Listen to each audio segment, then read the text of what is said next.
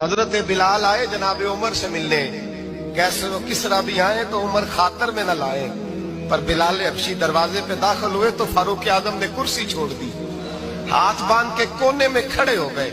کالا رنگ ہے، نام بھی لکھنا نہیں جانتے۔ لوگ کہنے لگے عمر کون آ رہا ہے جس کے لیے تیرا اتنا استقبال ہے؟ حضرت عمر کہنے لگے چپ کر جاؤ، اس کی بات نہ کرنا، اسے آنے دو۔ حضرت سیدنا بلال آئے، کہنے لگے امیر المومنین کیا کر رہے ہو؟ فرمایا نہیں چپ کر یار، بازو پکڑا، اپنی کرسی پہ بٹھایا۔ حضرت بلال کہنے لگے حضور میں غلام ہوں، مجھے تو طریقے بھی نہیں آتے ان کرسیوں پہ بیٹھنے کے، میں تو غریب ماں کا بیٹا، غلام باپ کی اولاد، یہ آپ کیا کر رہے ہیں؟ حضرت عمر کہنے لگے بلال تھا تو غلام ہی، پر جب سے مصطفیٰ کا غلام بنا ہے تو ہمارا امام بن گیا ہے، اب تو امام ہے رسول اللہ کی امت کا۔ فرمایا وہ مجھے دن یاد ہے جب مکہ فتح ہوا تھا، بت ٹوٹ گئے تھے، بڑے بڑے سردار تھے، اور میرے نبی نے فرمایا بلال سے کہو کعبے کی چھت پہ چڑھ کے اذان دے۔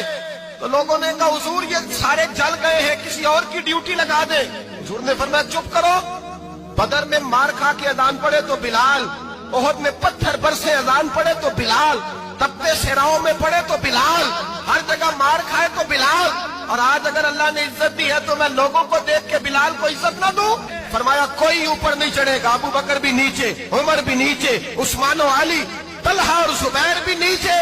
آج یہ حبشی غلام کعبے کی چھت پہ چڑھے گا اور میں دنیا کو بتاؤں گا کہ اصل عزت اسی کے پاس ہوتی ہے جو رسول اللہ کا غلام ہوا کرتا ہے۔